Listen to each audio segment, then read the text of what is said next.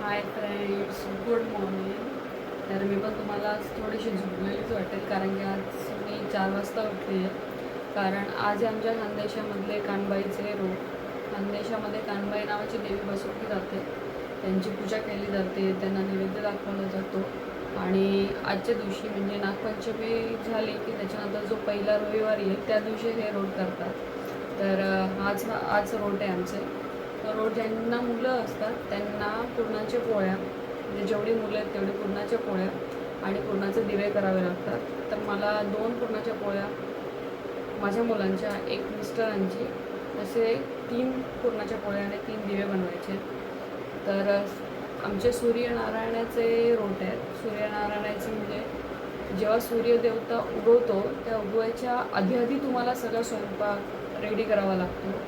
आणि जेव्हा सूर्य उगवताना दिसेल तेव्हा सूर्यदेवाची पूजा करून तो आपल्या देवाला नैवेद्य दाखवावा लागतो. त्यालाच कानबाईचे रोट असं म्हणतात. जेव्हा सूर्य उगवेल तेव्हा सूर्याची पूजा करून त्याच्यानंतर पाटावर सगळं मांडून त्याच्यावर पुरणाच्या पोळ्या 3 आणि 3 दिवे पेटवायचे आणि नमस्कार करायचा. हे एक प्रकारे कानबाई देवीचं आगमन पण असतं. कानबाई देवीच्याबद्दल कृतज्ञता असते. आणि एक प्रथा आहे की कानबाईचं रोट करायचं असं. तर मी करते. मी आज उठली आहे, तयार छान रेडी पण झाली आहे आणि पुरण करायला टाकते आता. आणि पुरण करायला टाकतात एका साईडला देवपूजा पण करते. हे बघा, सगळीकडे अजून अंधारच आहे, कारण सकाळचे 4:30 वाजले.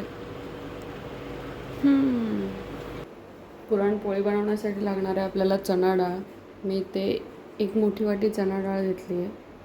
त्याच्यानंतर गूळ, वेलची पूड, हळद, थोडीशी हळद आणि तेल. ही जी चणा डाळ आहे ही आपण स्वच्छ धुवून घ्यायची आहे आणि कुकरला लावून घ्यायची आहे. आता मी ही स्वच्छ धुवून घेतली आहे. आता याच्यामध्ये टाकायचं आहे 1 ते 1.5 ग्लास पाणी, कारण याचं जे पाणी उरणार आहे ते आपल्याला आमटीला पण लागणार आहे. त्याच्यानंतर हळद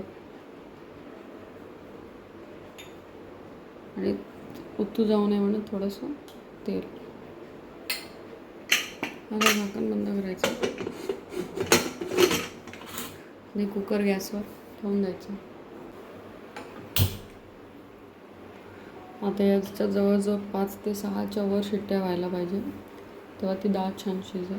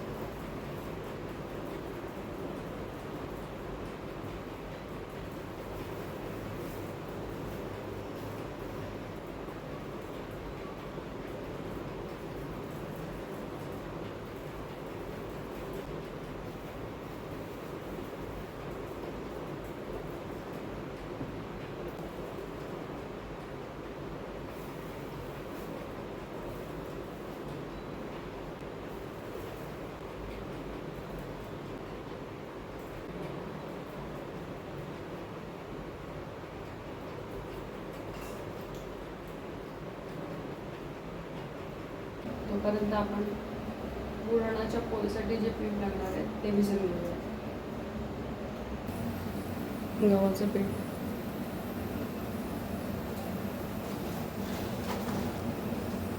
1.5 वाटी.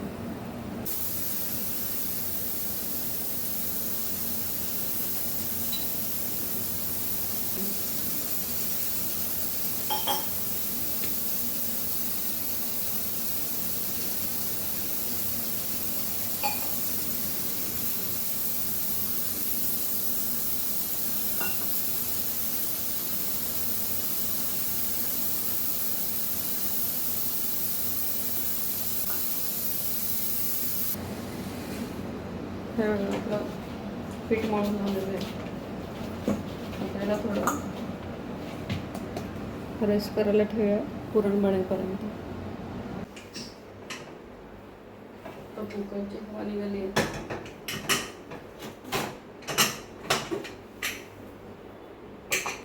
त्या चाळणीमध्ये काढायची आणि तर काढायची.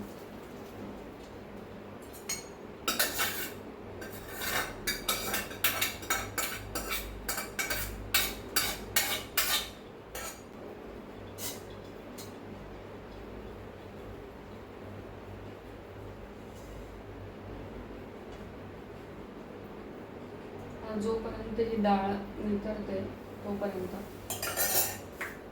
हा जो गूळ आहे तो आपण खलबत्त्याने कुटून घेऊया.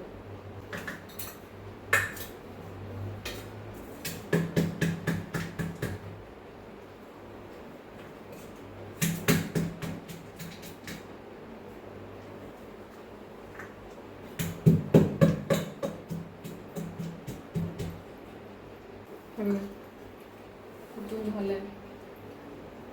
आता हे छान पाणी पहिले नितरलं पाहिजे. हे पाणी आपल्याला आमटीला लागणार आहे.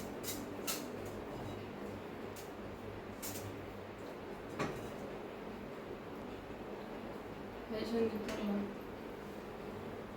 हे बाजूला ठेवायचं. परत याच्यामध्ये हे टाकायचं कुकरमध्ये.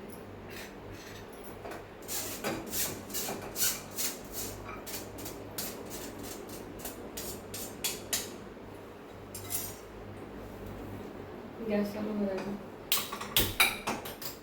आणि याच्यात आता सगळं गूळ वेलची पूड वगैरे. आता पुरण करून घ्यायचं छान. आता याच्यात टाकायचा गूळ.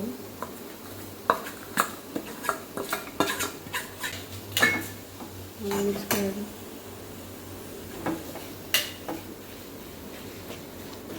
तुम्ही डाळ किती टाकले त्यानुसार गूळ टाका.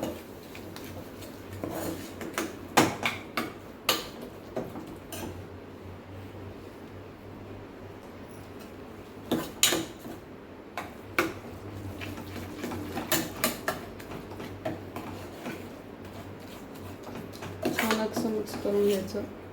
गूळ छान मेल्ट झाला पाहिजे.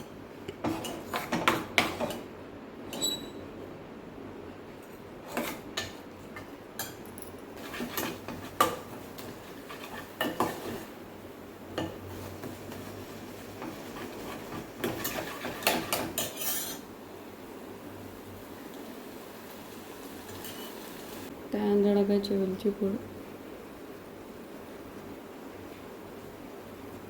वेलची पूड पण छान मिक्स करायची.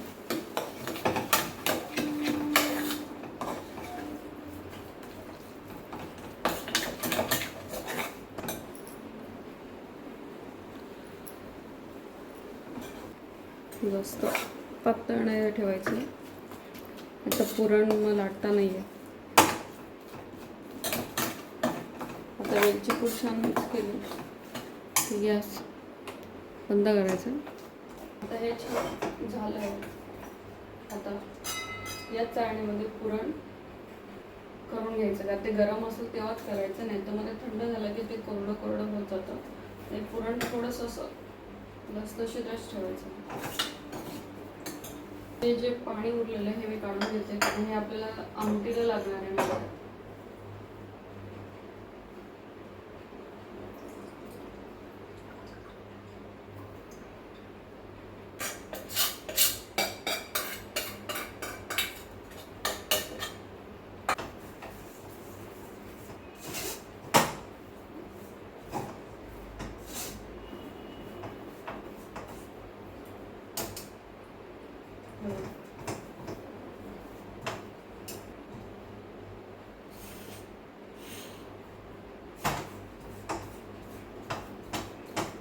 या पुरणाच्या जाळीने जर डाळ वगैरे काही कडक राहिली पण असेल ना तर ही वरती अशी जमा होते.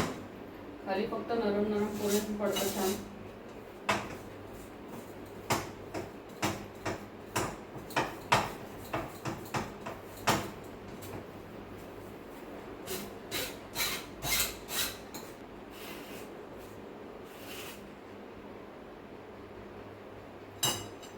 हे बघा छान असं मऊ झालेलं आहे. पुरण चावे लागतात म्हणून मी छोटे छोटे दिवे आणि छोटे छोटे पोळ्या करते. आता याचे दिवे बनवून घेते.